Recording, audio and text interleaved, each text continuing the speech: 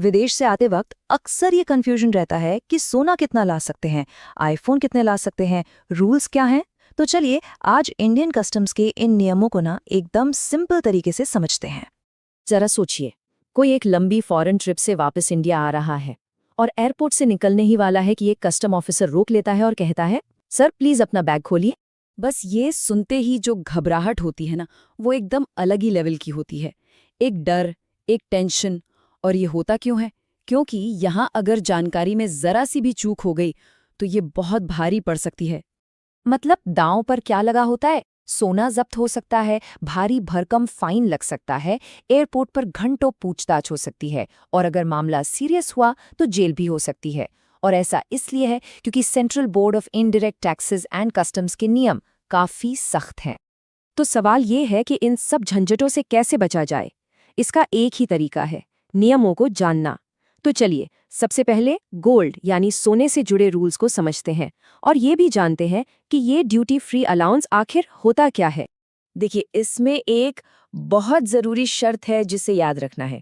सोने पर टैक्स में छूट का फायदा सिर्फ उन्हीं को मिलेगा जो इंडिया से बाहर 1 साल से ज्यादा रहे हों। मतलब अगर कोई 2-4 हफ्ते की छुट्टियों पर गया है तो ये नियम उन पर लागू नहीं होता। तो फिर लिमिट क्या है? देखिए, मेल पैसेंजर्स के लिए ये लिमिट है 20 ग्राम सोना, जिसकी वैल्यू 50,000 रुपए से ज्यादा नहीं होनी चाहिए। और फीमेल पैसेंजर्स के लिए ये लिमिट सीधी डबल है, 40 ग्राम, जिसकी कीमत 1 लाख रुपए तक हो सकती है। और सबसे मजे की बात पता है क्या है?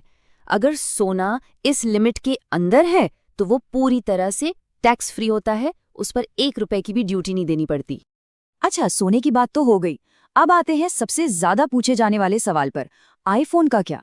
विदेश से आईफोन लाने को लेकर हमेशा कंफ्यूजन रहता है कि कितने फोन पर्सनल यूज के लिए माने जाएंगे और कब कस्टम्स को लगेगा कि ये बेचने के लिए लाए गए हैं।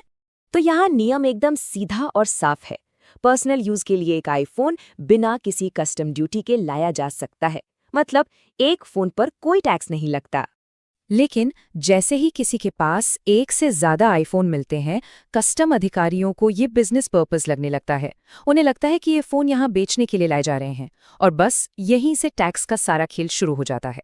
तो फिर सवाल ये उठता है कि अगर कोई लिमिट से ज्यादा सोना या आईफोन लाना ही चाहता है तो क्या होगा? उन एक्स्ट्रा आइटम्स की कीमत क्या चुकानी पड़ेगी? चलिए अब इसी को समझते हैं। अगर लिमिट क्रॉस होती है तो जेब पर इसका कितना असर पड़ता है? देखिए, अगर कोई लिमिट से ज्यादा सोना लाता है लेकिन उसे डिक्लेयर कर देता है, मतलब खुद ही बता देता है, तो उस एक्स्ट्रा सोने पर करीब 12.5% कस्टम ड्यूटी और साथ में जीएसटी भी देना पड़ता है। और आईफोन के मामले में तो टैक्स और भी ज्यादा है। एक पर्सनल फोन के अलावा जितने भी एक्स्ट्रा आईफोन होंगे उन सब पर करीब 38% की भारी भरकम कस्टम ड्यूटी लगती है। ये टैक्स फोन को बहुत ही ज्यादा महंगा बना देता है। और अब सबसे जरूरी बात, ये तो तब है जब कोई खुद बता दे, लेकिन अगर किसी ने इन एक्स्ट्रा चीजों को छुपाने की कोशिश की तो मामला बहुत गंभीर हो जाता है। सामान तो जब्त होगा ही, भारी फाइन लगेगा और कानूनी कार्रवाई के साथ साथ जेल तक की नौबत आ सकती है। तो फिर सही तरीका क्या है? कैसे बिना किसी टेंशन के ट्रैवल किया जाए? चलिए अब उस कानूनी रास्ते को समझते हैं जिससे ज्यादा सामान लाने पर भी कोई दिक्कत न हो। प्रोसेस बहुत ही सिंपल है, बस 3 स्टेप्स हैं। स्टेप 1, आपके पास लिमिट से ज्यादा जो भी सामान है उसके बारे में कस्टम ऑफिसर को खुद से बता दीजिए। इसे डिक्लेयर करना कहते हैं। स्टेप 2, उस पर जो भी टैक्स बनता है वो पे कर दीजिए। और स्टेप 3, पेमेंट की रसीद को प्रूफ के तौर पर बहुत संभाल कर रखिए।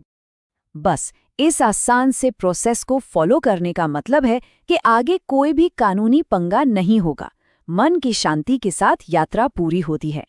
तो आखिर में चॉइस एकदम क्लियर है, सही जानकारी या फिर लाखों का नुकसान। इन रूल्स को समझना ही किसी भी बड़े फाइनेंशियल लॉस से बचने का सबसे स्मार्ट और अकेला रास्ता है।